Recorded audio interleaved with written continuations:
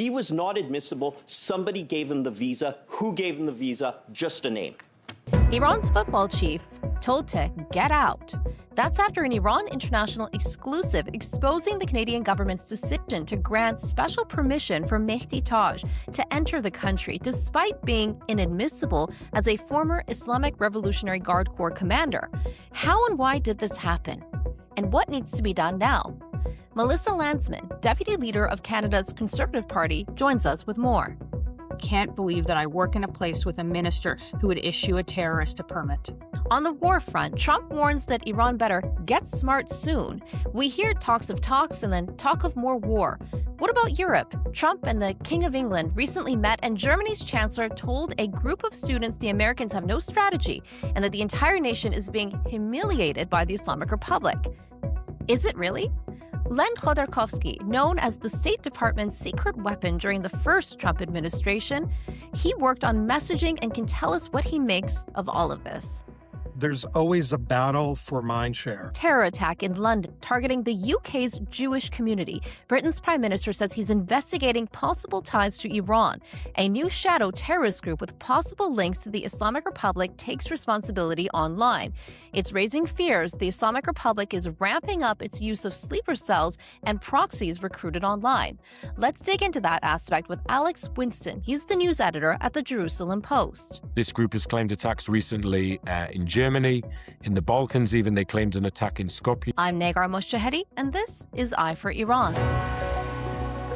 For more on the saga surrounding Iran's football head being given special permission despite legally being inadmissible to this country, we are joined by Melissa Lantsman, deputy leader of Canada's official opposition party. Thank you so much, Minister, for being here. Well, thanks for letting me join. And it seems like we have this conversation over and over again on the exact same issues with the exact same culprits in government who won't tell you anything. 100%. It's like a broken record in many aspects. So, Melissa, for me, this really started Monday morning at 5 a.m. I received a text message that's saying that there are rumors that Mehdi Taj is coming to Canada. And at first, I said to myself, I was in disbelief. I said, okay, well, I'm going to do my due diligence as a journalist. I'm going to check this out. You know, any tip is a good tip, but this is impossible. It's legally impossible because I know that as per Canada's own laws and their own rules, their own admission, this man is categorically defined as a terrorist and he cannot enter the country since we listed the IRGC as a terrorist entity in 2024. I said it can't be. And then once I started talking to government sources and security sources and realized that, no, this is indeed true. And the thing that is even more concerning is this appears not to be some sort of mistake because he was given a work around the inadmissibility. He was given a TRP, a temporary resident permit, which means that they were aware that this individual is inadmissible. So let's begin with the basics. Like, what was your reaction to our investigation? Look, so first of all, we're probably on some of the same group chats, but it started lighting up, and people started saying this. So, you do your due diligence and you look into it. And to your point, that's exactly right. This guy, got on a plane, and he didn't just get on a plane. He was issued some kind of permit, meaning that somebody in the immigration department, likely at a very high level, even possible that the minister decided that it is in the best interest of Canadians and the best interest of the public to have this guy come into Canada. Right. So this all happened. So we know that at this point that some kind of permit was issued because he got on that plane and he ended up in Vancouver. Now, the government will tell you, the Liberal government will tell you, well, he didn't come in because he only got to the airport and then the system worked. Well, no, he got a permit from somebody in the immigration department to come here and to terrorize fully a community that has been screaming from the rooftops that we know so many of these IRGC agents are here. And so this guy ends up in Vancouver and the government gets caught. And only because they got caught do they now sit on, he was inadmissible. What's worse, though, is now the government's saying that they can't talk about this. They can't comment on it because of privacy, which is like absurd that you would protect the privacy of a non-Canadian terrorist from a terrorist organization when they don't even protect the privacy of Canadians. Like, this is like next level screwed up. We need to know who did it, when it happened, how it happened, why it happened, and why it's never going to happen again. Yeah, and one of the biggest concerns is that individuals like this, and this man has a background as a head commander in the intelligence of the IRGC, come here and spy on dissidents and collect information, which Well, that's puts exactly. the lives of not just Iranian Canadians, but Jewish Canadians and other communities and Canadians in general at risk, because this is a national security issue here. 100%, and this is not the first time. Certainly, it happened. We've seen, we've seen the chief of police of Tehran working out in a Good Life Fitness in Toronto. We've seen the senior officials in the health ministry and the former health minister himself eating in fancy steakhouses again in Toronto. We know the children of regimes are here in our universities, and we know that they squander they squander and pillage the money and launder it here, putting all of our communities at risk. And I've talked about this many, many times. We have up to 700 IRGC agents currently on our soil. And to see this is a slap in the face to every single Iranian Canadian, every single person in this country who values freedom, democracy, and the rule of law, where a country, frankly, still ignores it. And of course, this is on the heels of the government pretending that the votes in the UN didn't happen, allowing the Iranian regime to take head of organizations that are talking about non-proliferation and women's rights. Like, this is crazy town, and it ought to be. It is high time for the government to be called out about their multiple positions on Iran and their failure to keep Canadians safe. And this is after one of the biggest massacres in modern history, not just Iran's history, but modern history. People being slaughtered for standing up for their rights, people being executed in their hospital beds. There are images of people that had protesters that still had the catheters and their breathing tubes still in place in the body bags because they were finished off in the hospitals. I mean, this is the extent and the level of brutality that the Iranian people have been experiencing. And to make matters even worse, the Trump administration, when it came specifically to Mehdi Taj, actually, he was denied. But here in Canada, we couldn't do the same thing and follow our own rules, since we both enlisted the IRGC as a terrorist entity at different points in time, but nevertheless still have that rule.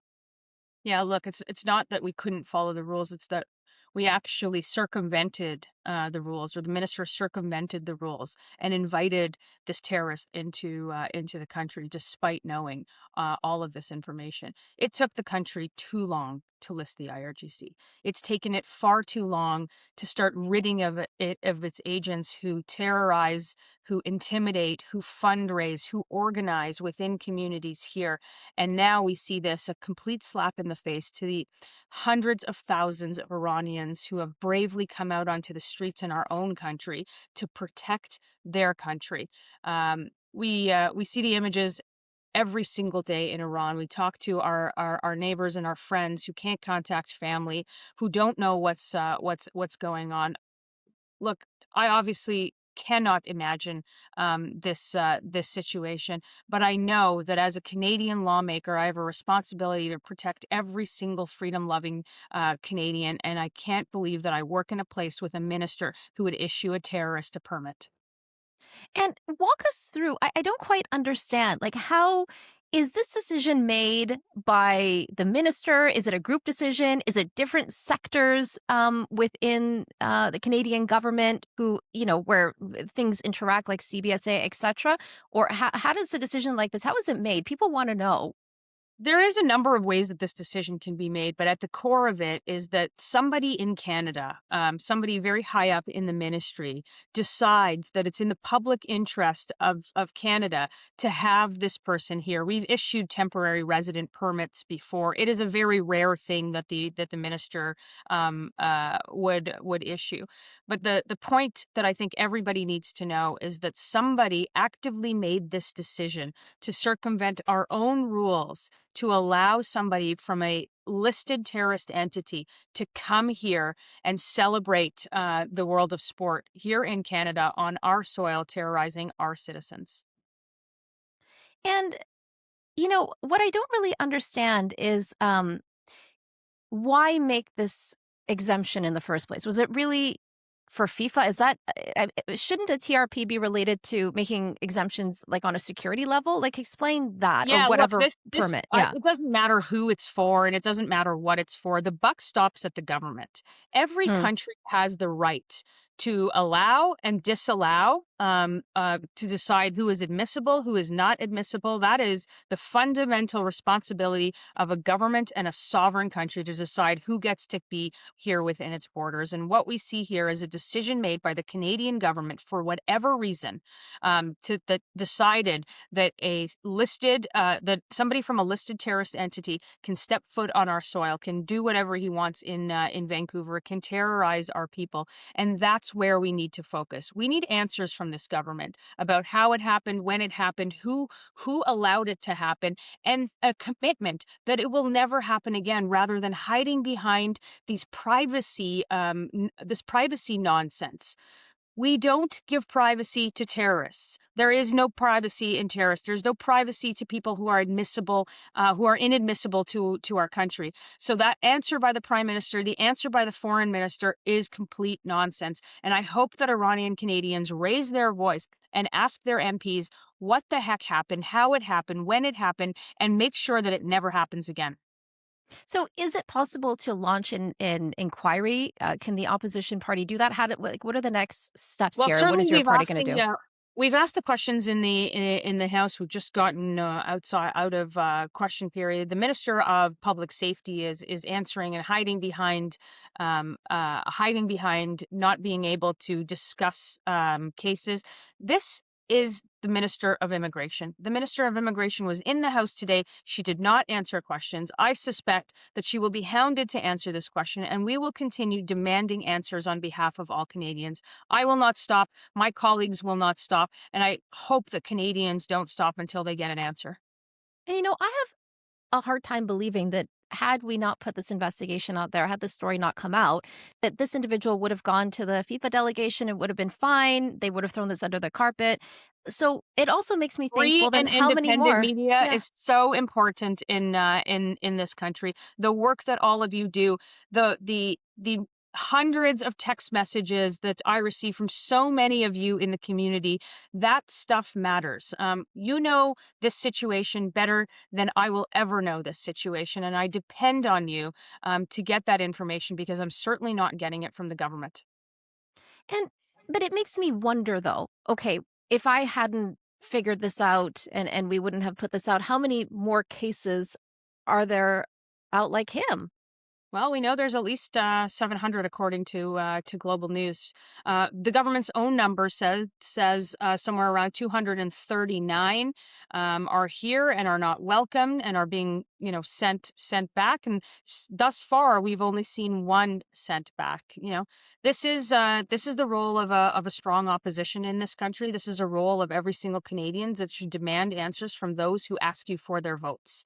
And next time they ask you for your votes, you have to ask them what they did to keep you safe, what they did to keep this country safe, and what they did to make sure that the terrorists stay out. So, what does this incident speak to kind of the greater issue at large here? Well, the greater issue is that our national security infrastructure and the fact that we don't take any of this seriously. We have communities in Vancouver, large communities in Vancouver and in Toronto, right across the country, who consistently tell government officials and MPs and anybody, frankly, that will listen, that there are agents or those who are directly tied to the regime living on our soil. And yet nobody does anything about it. We've got to start taking the rule of law seriously, freedom seriously, safety and security seriously. We have an immigration system that is completely broken, abused by foreign students, and the government's our own auditor general has called the government out on this. They have destroyed an immigration system. They have destroyed the safety and security of this country, and we will continue to hold them to account. And when we can't hold them to account, we will replace them as Canada's new government. And what does this do for Canada's image in your view? That something like this not only happened, but was obviously based on the facts and the evidence that we have was clearly deliberate. I mean, Canada did do the right thing in the end, but only because, I mean, they were exposed for doing the wrong thing in the first place. They got caught. They never do the right thing the first time. They only do they only half measure do the right thing when they get caught. We saw that at the UN over the last couple of years, over the last couple of days, and we saw that in the consistently changing position on what is happening in Iran now. We've had 4 different positions on the war in Iran in the first week of the conflict.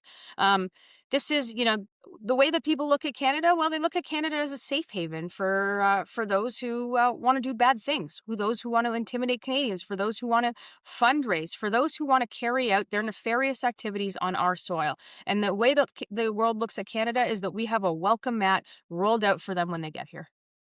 And what did you think about Foreign Minister Anand's response? It was Wednesday after question period, or she was on her way to question period, where she said this was unintentional. Well, How do you interpret response that? was confusing because I don't know if it Yeah. was unintentional that they issued a permit, or was it unintentional that they revoked They revoked it. admissibility? That's what I got confused about too. She's like, but the revocation was unintentional, that she stepped away, and so I didn't quite understand what that meant. Either way, it's bad. If they unintentionally gave him a permit, then we need to know how that happened and why it happened. And if they unintentionally didn't revoke, or the unintentionality of it was about the revocation or about his admissibility, that's even worse, because we know that he is not admissible to Canada as an IRGC linked agent. So there needs to be some clarity from the foreign minister. There needs to be some clarity from the prime minister, who's hiding behind privacy. There needs to be some clarity, first and foremost, from the immigration minister, who we believe issued that permit. And what can be done now? I mean, I know putting the pressure and questioning to determine exactly what happened here, but can the government continue, like legally speaking, can the government continue to hide behind privacy, or are there measures like an FOI report of some sort where we can actually, where they can be forced? We've got some questions, what's called order paper in the House, and rather than bore you with parliamentary procedure, this is when we ask the government very, very specific questions that they have to answer on the paper. I submitted those questions earlier this week, so we will get an answer to that. But it's important that we continue the pressure, very public pressure, from anybody. If you're watching this, write to your MP. Write to the minister, demand how this happens. If you are watching, if you know folks who roll in these circles of official Ottawa, put some pressure on them. This cannot happen. We're going to continue to keep the pressure on, but nobody can hide behind privacy, because terrorists don't get privacy. Anything else? Any message you want to get out there? Anything else you'd like Look, to to add? those who are watching, those in the Iranian Canadian community, those who have lived the last number of months in constant fear and not knowing what's happening, I want you to know that there are people in Ottawa, there are people in the Conservative Party who are listening to you and who are bringing these things to the forefront of the House of Commons. I know that it feels like it's going on your message is falling on deaf ears. It's not. We are with you. So many of us are with you for freedom, for democracy, and for a free Iran in the coming days, months, weeks, and whenever that happens. Thank you so much, Deputy Leader, for joining us today on Eye for Iran. Thanks for having me. Iran-linked terror group Harakat al-Shab al-Yamin al-Islamiyya HAYI claims responsibility on a Telegram channel for horrific attacks at the Jewish community in the UK. Alex Winston, author and news editor at the Jerusalem Post, is here with us to talk about that. Thank you so much for being here, Alex. And I stand with your community. I'm so sorry for what happened and what continues to take place, not just in the UK, but around the world. Thank you. First of all, Nega, thank you so much for having me. It's a real pleasure to be speaking to you, and thank you for your kind words. Obviously, as you said, this in general is nothing new, but obviously, especially over the past sort of 3 years since October 7th, we've seen it occurring more and more frequently and being accepted more and more frequently, unfortunately, which is a sign of the world we live in. Most definitely. So we've got stabbings in the UK. arson attacks targeting Jewish ambulances, attempted firebombings at synagogues, even a drone incident near the Israeli embassy in Kensington. Alex, from an Israeli perspective, from that lens, when you look at this cluster of attacks in the UK, does this resemble Iran's external operation playbook here?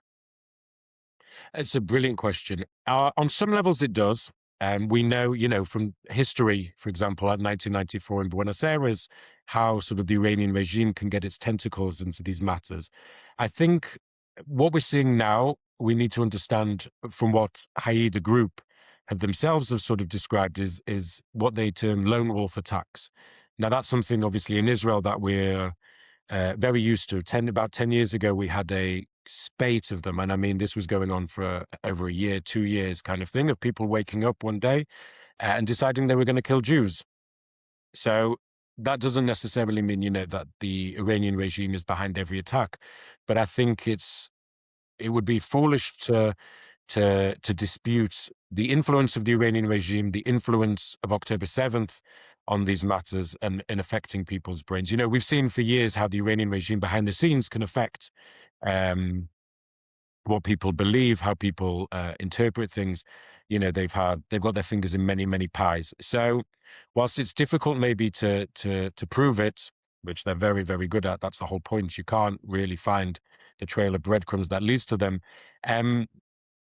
We're certainly not ruling out their influence, their connection. There are many, many people who are automatically connecting the group HAYI straight to the regime as a kind of front. From what we have seen in recent times is the way that the Iranian regime carries out these attacks. Most notably against dissidents. It's been less so against Jewish communities or Jews abroad, for example. They're mainly lone wolf attacks. But the Iranian regime, as you know, will approach people who are maybe local people, criminal gangs. They will sort of investigate that world, who will they're happy to take the regime's money to carry out the dirty work. It'd be difficult maybe in this kind of case to prove it. You've seen the videos. It's sort of somebody walking down the street, comes to a bus stop, starts stabbing Jews. So how sort of planned out the whole thing is still up in the air. But without a doubt, I don't think there's any doubt that there's a connection probably between this group, HAYI, and the Iranian regime for sure. And when you say people have made a direct connection, on what kind of front? Is it operationally, funding-wise, thought process? How would you connect them? Well, the main giveaway in terms of, before I answer the question, apologies, the main giveaway is the fact of where it's all being shared. We're seeing it on Telegram groups and social media and all these places where the Iranian regime has traditionally spouted its messaging kind of thing. So that's the automatic thing that makes people go, well, hang on a second, very interesting that, IRGC-related media are the ones spreading this group's messaging or the ones releasing this group's messaging. So that automatically makes people sit up and think.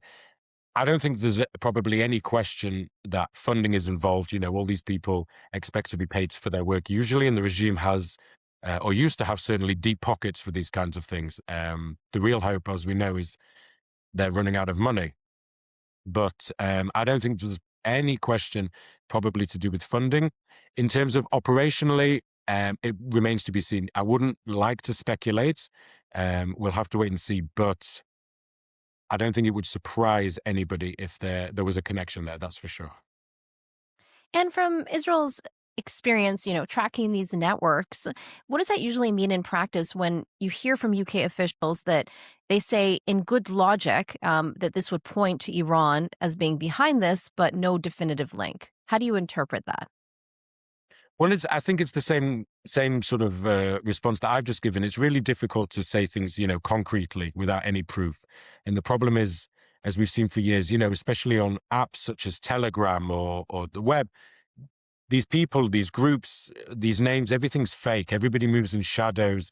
Certain things are untraceable. So it's really, really hard to kind of catch the fly in the spider's web, as it were. It's difficult. I think the UK, in and of itself, has had an issue, with Iranian-linked gangs or the IRGC for years. They're finally sort of waking up to what I think is a bigger issue that other countries who have maybe closed the embassies woke up to a long, long time ago. The UK, I think, is battling both that from an Iranian side and also, obviously, as we mentioned, the growth in anti-Semitism anyway. It's Yes. struggling to keep an entire community, A, safe, B, satisfied. So many people are ready to pick up and leave. And this is a community which has existed for almost 500 years. So Yeah. that's the situation we're looking at. And, as you said, we see this throughout Europe. This group has claimed attacks recently in Germany, in the Balkans even. They claimed an attack in Skopje in North Macedonia, which has a very small Jewish community. But they've been linked with all these attacks in the Netherlands as well.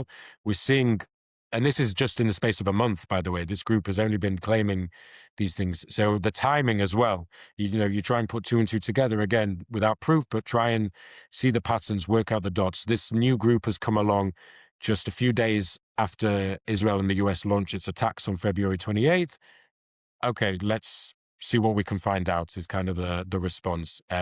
Israel, obviously, from an Israeli perspective, we look at any attack in the diaspora as a tragedy. Obviously, we went through this 6 months ago in Bondi Beach. Yeah.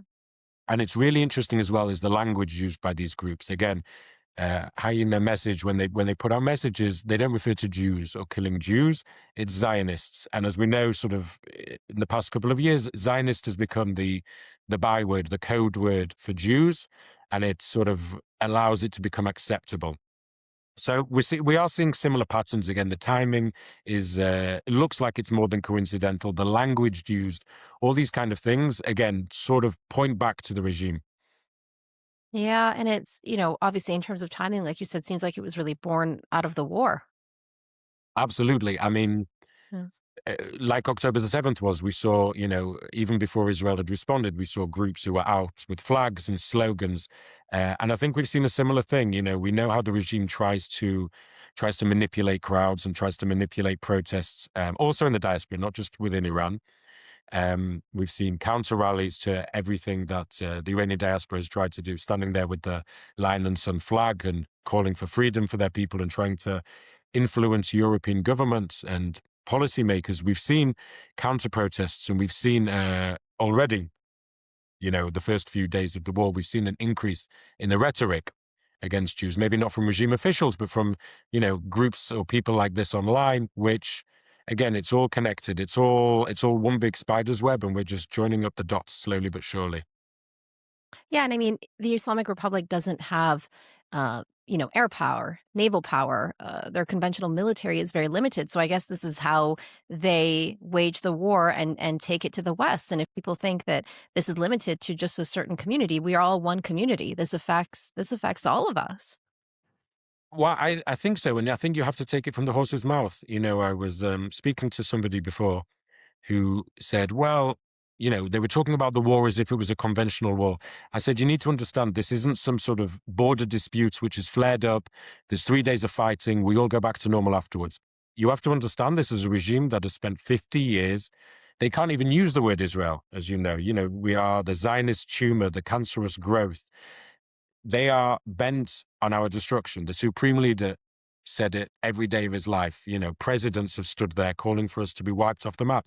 So this isn't sort of the conventional warfare of, across borders. And as I say, there's a border war, one side versus the other. And then at some point there's a conclusion. This is, without you sounding too dramatic, existential for us. If we don't Hmm. win, tomorrow there is no Israel. There's no, we sign a peace treaty and a ceasefire and we all carry on with our lives. If we lose this war, we lose, and we're very, very, very aware of that. So we always have that in the back of our minds when we're dealing with the Iranian regime. And I think that's something in the West. Obviously, it's a different lifestyle. They're not under missile fire every day.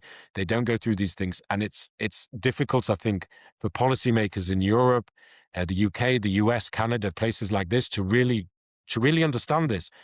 When they're dealing with the regime, we have Iranians crying out when there's a ceasefire saying, this is the same people who just slaughtered us on the streets. Don't call it a new regime. Don't sit down with them. Don't talk with them.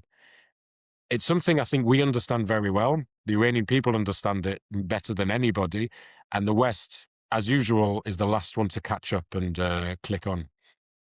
So do you think as time goes by that maybe the West will start to wake up and realize that this is a threat to them too? It's not just an Iranian issue. It's not just an issue for Israelis or for the Jewish community around the world.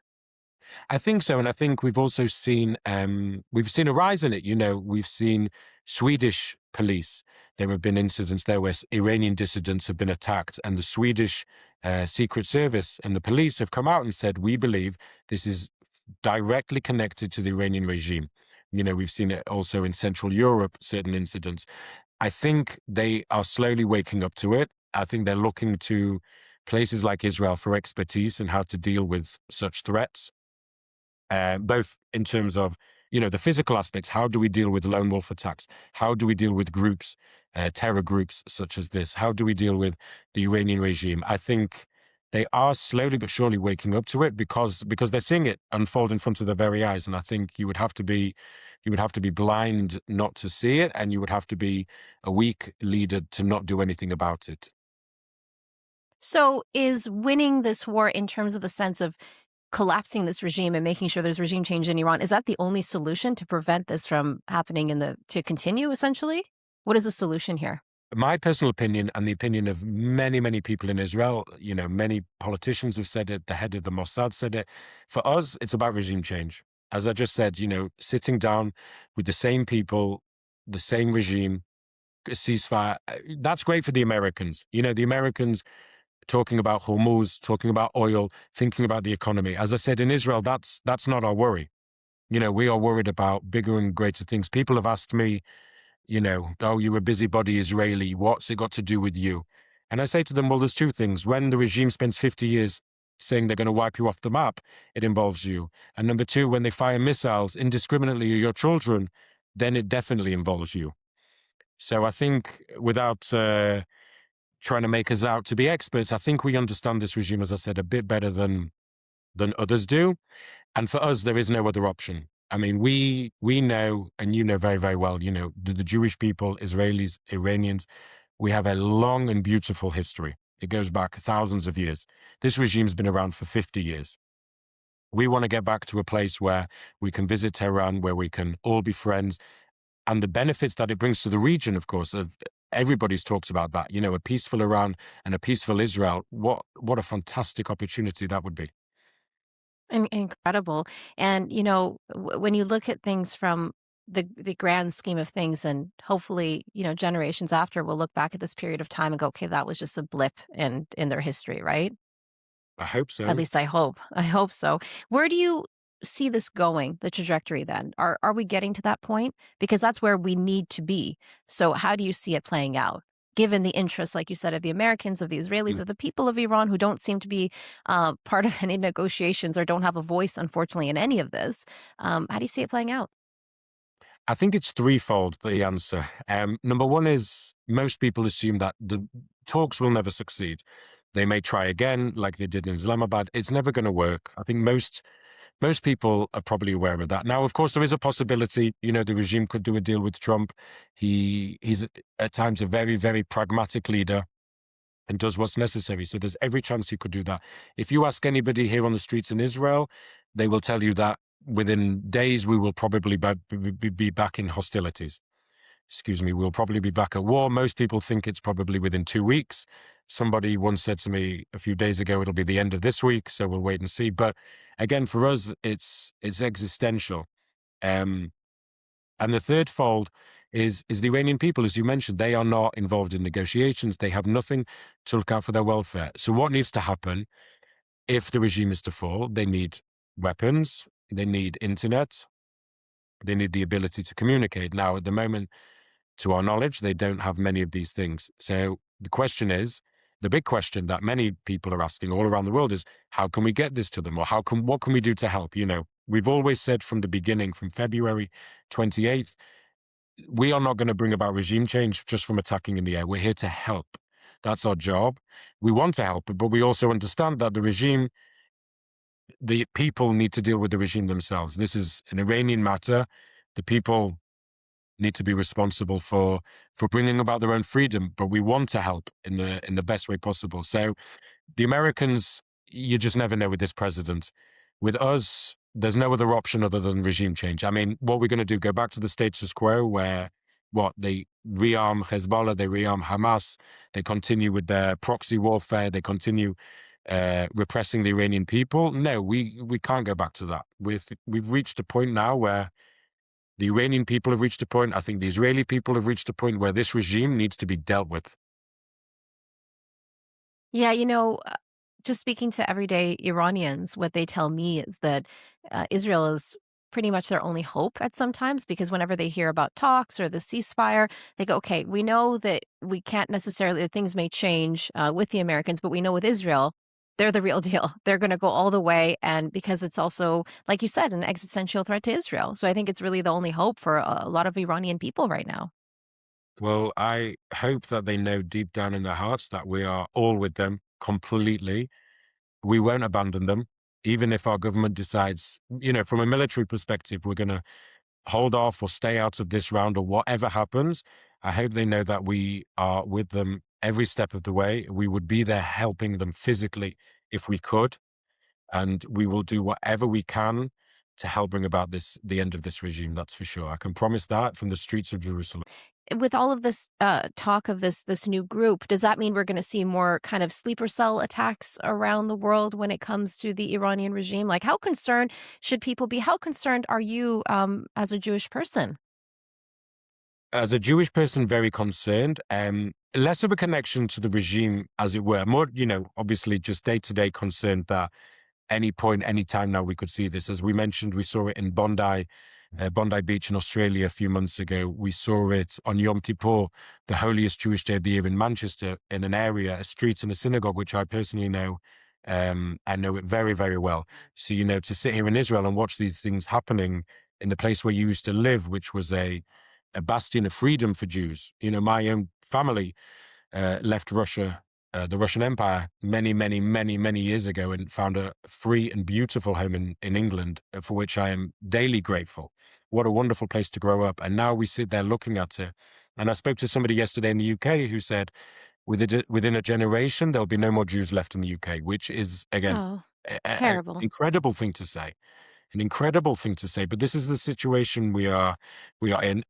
The regime, I guess, we'll have to see what happens in terms of, if the regime is in its death throes, what is it going to do? Is it going to increase its attacks against Jews, Israeli targets worldwide, against Israel specifically? Or will it be too busy, trying to repress the people, trying to stave off military attacks from the US and Israel? So I think we have to see. But as we know, a regime that gets desperate, more and more desperate by the day, that is sensing its end maybe near and has nothing to lose, that's when they go full throttle. They throw everything they have. So anything is possible. But obviously we hope Jews everywhere and everybody everywhere, Iranians, Jews, everybody stays safe. Well, thank you so much, Alex, for joining us today on Eye for Iran. Really appreciate your time. So much for having me. Well, to dig into messaging and the war front and how it's playing around the world in terms of the war of narratives, we're joined now by Len Khodorkovsky. He was with the first Trump administration, and he was working on that very concept of messaging. Thank you so much, Len. Welcome back. Well, thanks for having me back. Look forward to the conversation. Me as well. So last time you were on Eye for Iran, Len, you told me about how you grew up in the former Soviet Union and what an impact American messaging had on you as a child growing up. How would you assess America's messaging right now? And let's distinguish between what they're saying towards the regime and to the people of Iran. Sure. Well, this is a very nuanced sphere. What I've always looked for as to, what the people behind the Iron Curtain, in my case, and behind the firewall in China and in Iran during the internet shutdown, what they're looking for is any clue as to facts. They're looking for real information because they're in an environment that produces false information or distorted information or disinformation, as we call it. So they crave anything from what they perceive as reliable sources of information. It doesn't have to be the United States. It just has to be credible. And that places an obligation on America, Canada, the free world, to make it easier for people who are deprived of that, what I believe is a natural freedom, to provide them with that, with that information and bypass the attempts to prevent them from accessing accurate information. So, in the case of what we're dealing with today in Iran or in other parts of the world, there are a number of pathways to that. Obviously, we have to discern between the kinds of barriers erected by regimes to prevent their populations from getting information. Sometimes, as in the case of Iran, you have channels that are available that are open, but they're surveilled and censored. That's a common trait of dictatorships. So there are ways to deliver information in that kind of environment. There are environments, when information is throttled, where the bandwidth is tempered with, where the speed of the information is being tempered with. So that's a different kind of a challenge that needs to be overcome. And then, of course, what we're dealing with in Iran today, which is a complete shutdown of the internet, which Yeah. presents all kinds of other barriers and puts an onus on not just us in the free world, but it takes everyone, even on the ground in Iran, to number one, be aware of all the options that are available, to be prepared for moments like this. This is unfortunately not the first time the regime in Iran has shut down the internet. So, we have to learn from these experiences and figure out creative ways of bypassing them, both inside the country, as well as those of us who have various options available to us in delivering information, and put pressure on the regime to make it harder for them to do this to the people. So there are offensive tactics, there are defensive tactics, and then there's what all of us in the free world can do as a team to tackle this together. So there are ways to do this. It takes diligence and creativity. It's not a one size fits all solution, but there are ways for us to do this. Yeah, the internet blackout is a very crucial factor in all of this, Len. And as an Iranian, one thing that I keep hearing from Western folks who are most of them are of not Iranian origin, are telling me things like, "Oh, Nagar, the Trump administration, they really didn't anticipate the strength of the regime, and the regime is so strong, and Trump's naval blockade isn't working, and et cetera, et cetera, et cetera." So, what is your message to those folks who, at this point, really believe that the Iranian regime is winning? Well, there's always a battle for um, that's mind share, as we call it in the advertising business. So you're competing all the time, even among credible sources of information. You're competing for the way you frame stories, or you have a specific narrative you're trying to create. So there's always a battle for mind share, and of course, we're also competing with malign actors like the regime itself or criminals for clarity. That is never an easy issue to deal with, even when things are perfectly free and unencumbered by nefarious actors. Because, in a democracy, we all have freedom of expression. We have a freedom to lie too. And I think there are things that we need to do to hold ourselves accountable and create the kinds of an environment where delivering false information, deliberately false information, has consequences as well. We have to make sure that while we maintain maximum freedom of speech and expression for individuals, we are not sharing that freedom with bots. Robots don't have the same freedoms, don't have the same rights as humans. So, for example, on social media, where you can have a data dump and, powered by millions of bots, and one malign actor somewhere in a basement, somewhere in Iran or North Korea, we as free societies don't owe those bots and those malign actors the same comforts as we do to individuals. So I think we need to be responsible in curating the kinds of information that is battling for mind share. And I mean that in the best sense possible, being extremely sensitive to providing optimal access to all information to individuals and allowing all individuals to be able to communicate their views. But robots and criminals, especially in foreign countries, especially in authoritarian regimes, are not owed this kind of a freedom. So I think it's always a balance. As Churchill said, democracy is the worst form of government except for all others. And, this is a discomfort that we have to get used to living with. But at the same time, we don't have to make it easier for the bad guys to operate in this environment.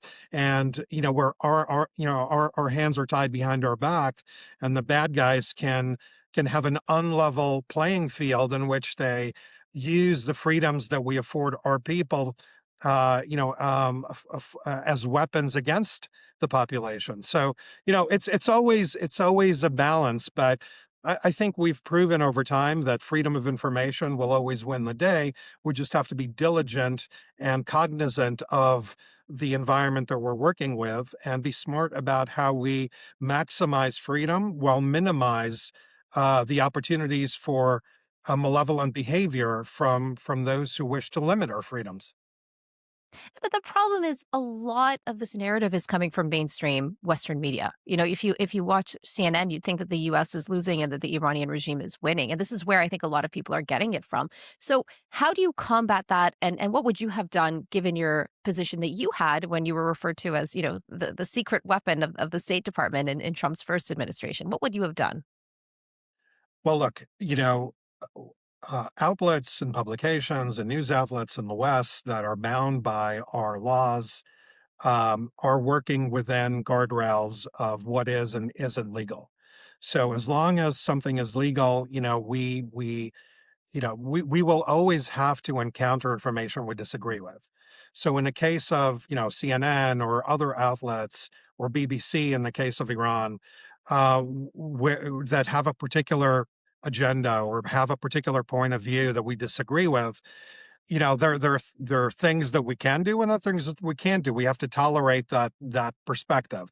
Now, what we can do is certainly push for multiple views to be presented to the audiences, so to allow people in the West to access balanced information. Where that is not possible, we have to make sure there are enough outlets available for people to access that information elsewhere, which, we have to always battle for maximum freedom, maximum information available to any one individual, whether it's on one platform or multiple platforms, whether it's the internet, TV, newspapers, or low tech like shortwave radio or newspapers, or even word of mouth, where, communicating information by word of mouth is not punishable by imprisonment. Those are all ways in which we can pressure test the system to stay true to its purported values. Certainly in the West, we have to expect that we're not going to agree on evaluating even observable information the same way. We disagree. That's why we have a Republican Party and Democratic Party in the United States that see things differently. And while our intentions are for those democratic principles that we all agree on, the constitutional founding principles, we interpret information differently. That's okay. We have to be uncomfortable with living in that environment, but at the same time, we all have to be able to have the ability to deliver our point of view in a way that has a fighting chance of reaching an individual consumer of information. That's what we can do in the West. And so we have to go on offense. We have to provide optimal outlets for that information. We have to enable small businesses and small reporting to have a fighting chance of reaching an audience as well. So we have to be able to provide a level playing field to all storytellers. And then, obviously the battle of ideas is going to be ongoing, and creativity is going to win at some day, where outlets that today are small and local are going to grow and become Hmm. competitive with the big players. And same thing, you know, market share isn't guaranteed. Those that are leading the market today, tomorrow will be trailing in the market. So I think as long as we are actively engaged in providing the kind of level playing field to startups and responsible players in the field, I think we will be okay in the West. The issue is more, how do we ensure that those freedoms we take for granted in the West are afforded people in closed regimes, that while they have the same rights to speak freely, to think freely, and access information, but they're being artificially prevented from doing so. How do we afford them those opportunities? And that is something that we have to tackle as both as governments who care about these principles, but also as companies that produce the kinds of technologies that make it possible. The freedom of tomorrow in a technological age isn't just the responsibility of governments, it's the responsibility of innovators. It's the responsibility of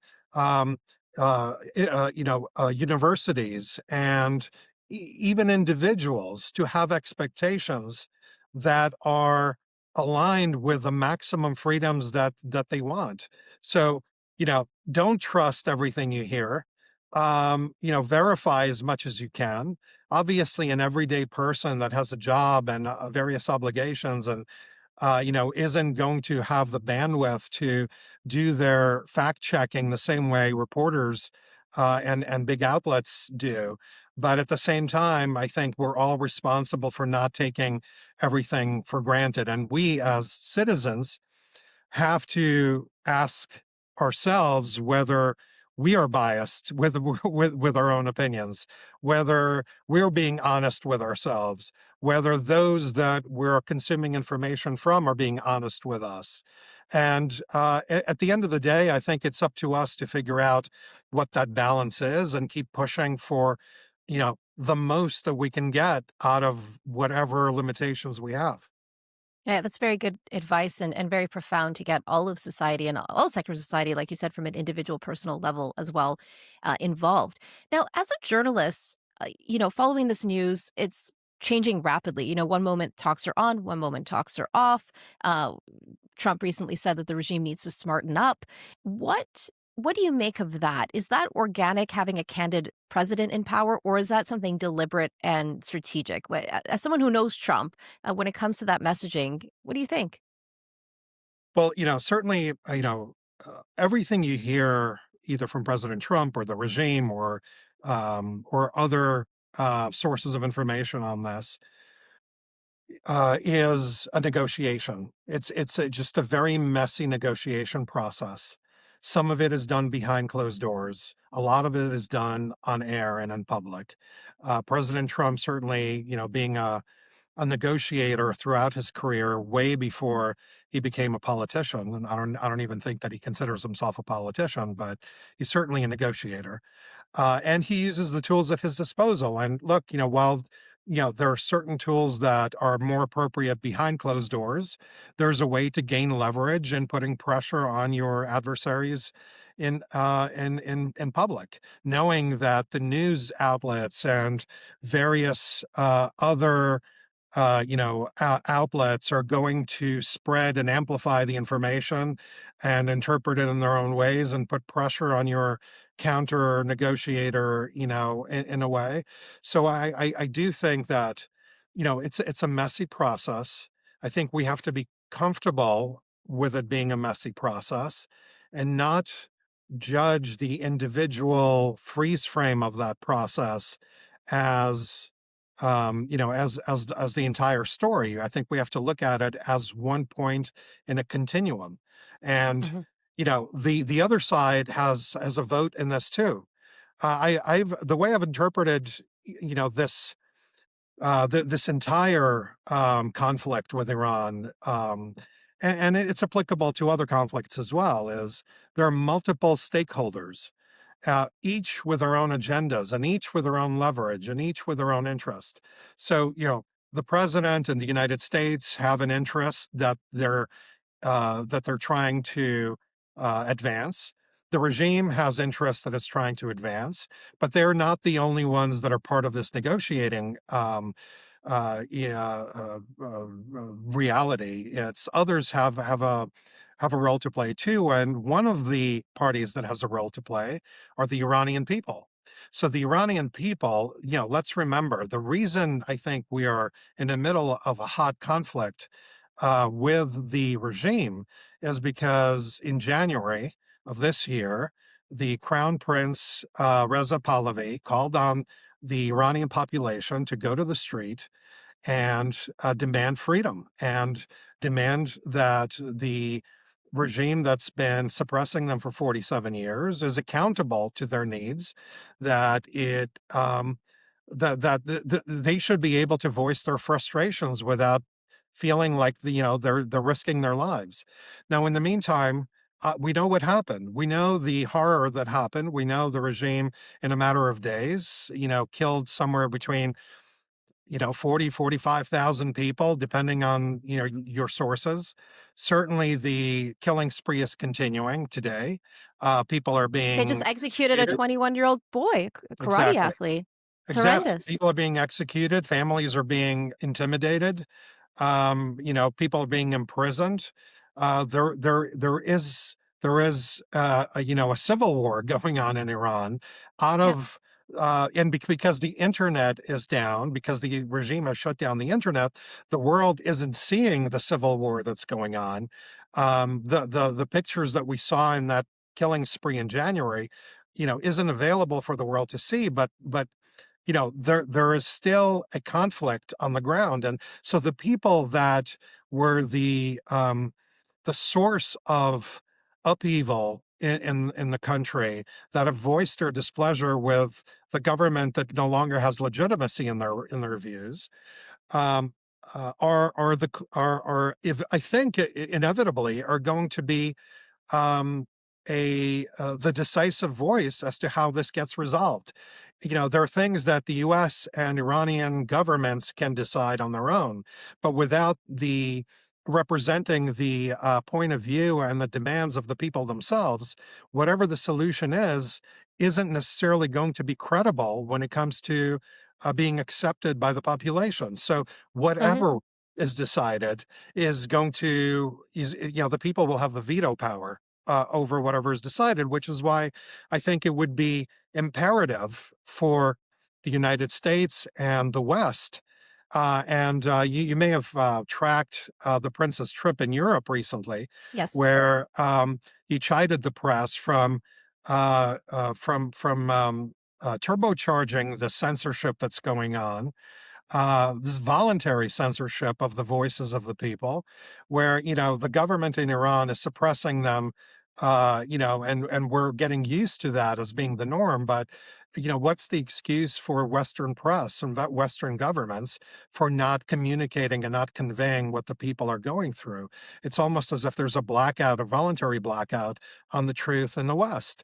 And while the press in the West likes to position itself as the arbiter of right and wrong, of facts and lies, that doesn't apply to the Iranian situation, apparently. So, it brings us back to the definition of facts and accuracy. It can't be just words. The press and all of us in the West have to be honest with ourselves as to whether what we are communicating about is, in fact, accurate, factual, and complete. We can't tell half a story and say it's the full story. And that's what's happening with Iran. And when the press has a huge role to play, when we say about who's negotiating, well, the way that people respond to CNN or other outlets in the West isn't based necessarily on the full story. It's based on the story that's curated by the news outlets and filtered down to the to the audience. Well, the audience has to demand more from the press, and the press has to demand more from itself, and the governments have to be honest with themselves and not, and not censor some inconvenient facts because it makes the story messier. Let the people decide. Yeah, I just going back to that presser in Germany, I was in disbelief with some of the questions that the Crown Prince had to field.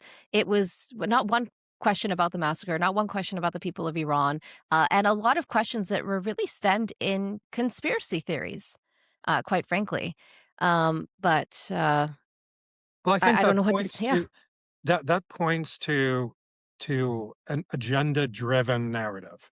yeah, Now, I am not a journalist by trade, but I have worked in the field of communications my whole career. And I do know the importance of uh, providing people with the kind of information that allows them to make an informed decision. And if you prevent that information from reaching the decision makers, then you're tilting the playing field yeah. toward some agenda and some point of view. Uh, you're a journalist, and once upon a time, I remember when I was, a young person, ingesting news.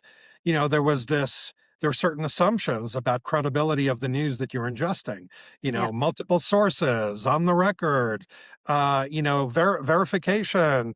There were certain standards that I Yep. think everybody expected when they were reading the paper of record. Yep. Exactly. At Now, least three sources. yeah, so maybe I should interview you. Where are we in terms of the standards for journalism? Having minimal expectations on the storytellers, on the deliverers of facts and information. Today, if I am a passive consumer of news or information, what should I assume is done on, in the back rooms of news outlets? What are the standards? Yeah. Perhaps you can shed some light on the standards of today. Yeah, I'd love to. It's really changed. Even if I look back, 17, 18 years ago when I first started. And in general, especially in Western media, newsrooms have become very, I would say political in some ways. Because I remember back in the day, when you work in Western media, I would never know who the news director was voting for or their political affiliations or anything like that. But you can see that a lot of Western newsrooms have become almost kind of activism driven, which is probably why the Crown Prince was fielding these types of questions, because in their mind and in their worldview, what happened on January 8th and 9th was probably something conducted by the CIA or the Mossad. And you even have the German chancellor right now coming out, and I think he recently said that the U.S. has no strategy, that the Iranian regime is humiliating the U.S. So when you have the chancellor, the head of the country, saying something like that, I'm not surprised that it wouldn't trickle down to the reporters themselves. And definitely the standards have changed, especially with cutbacks and things like that, especially in Canadian media as well, that journalists are doing, 10 things at a time. They're doing the camera, they're doing the reporting, the producing, they're this, they're that. So a lot of those things have just, fell through the cracks. But again, the biggest issue I see right now is that that narrative is people are becoming very emotionally driven when it comes to their work and even society. At a greater level. I see some people, they ask me a question about the war, and I give them an unbiased answer that is based on strategy, for example. Well, that person will give an emotional answer about how they just don't like Trump. Well, I said, well, you didn't ask me a question about who you like or you dislike. Are you telling me that if a policy is good and you don't like the person that created the policy, therefore the policy is bad? But that has become, society in general. I see that we've turned in that direction. Well, we have, and there have been times, obviously, when um, especially in free countries where people disagree and disagree strongly. I mean, we fought a civil war in the United States, so we've certainly had times of passionate disagreement, but the standards in terms of delivering information to people, and we have to accept that there will be biased sources of information too. But Of course, yeah. what are those conversations in the newsrooms that we'd expect as consumers of this information, that at some point some editor in chief lays down the ground rules as to what's expected from every reporter in communicating a story, like just the facts, right? Like what are those standards? And if every outlet is biased, if every source of information, Like not being able to call Hamas a terrorist network in Canada, even though legally they are labeled as terrorists. You can't say that. Well, there you go. But do you think an average Canadian is aware of that? Is the average Canadian aware that they're getting their information is filtered through No. a prejudiced point of view? No. Right. So I guess we can spend a lot of time just brainstorming of how to fix this. But I think where I am on this topic is, the onus has always been on the individual themselves, especially in free countries and democracies. At the end of the day, we all have a responsibility for our decisions. And we hear inputs from different sources, and we trust some of them more than others. Even in our own social circles, we trust some people, we don't trust some people. We believe some people, we don't believe other people. And at the end of the day, we make a judgment call. Yeah. I think we need to approach public information in the same way and not assume that everything we hear is true. So, Yeah. have that skepticism with which we approach everything, and cross-check. But I think part of that also, and I think professionals like myself and you and others can also educate the population as to how to best digest information today. It is certainly not your grandfather's way of digesting information. There is no paper of record today. There are multiple sources, multiple outlets, and we need to also educate all of the tools that are available for individuals to be able to distill the truth, or at least maximum truth, for them to be able to decide. I mean, if we're going to have a society where we're governed by the will of individual citizens, those citizens have to have accurate information to base their decisions on. And that means that there's a responsibility from those delivering the information, and there's a responsibility for those consuming the information. We just can't plead ignorance when we go to the ballot box. Otherwise, Yeah. We're not living in a true democracy or a republic where we're being ignorant. And we have nobody to blame when laws and the rules are enacted in our society that don't represent our views. Because, oh, wait, I didn't know. Well, you should have known, because, there is a responsibility that you have to get to the truth yourself, and not rely on those who may have a prejudiced point of view. No, definitely. Well, thank you so much, Len, for your shedding light on that, and for providing us with all that information, given your background and your expertise. We really appreciate it. Thank you for joining us today on Eye for Iran. Well, thanks so much. Always a pleasure. Well, if you like this episode, you can hit the like button. You can leave us a comment. Please let us know what you think and what you'd like to see for future episodes. You can also sign up for our weekly briefing newsletter at iranintl.com/newsletter. And go check out our dedicated English website, iranintl.com/en. I'll be off for the next 2 weeks, and my colleague, Mohammed Mashinshian, will be hosting Eye for Iran. Please stay tuned.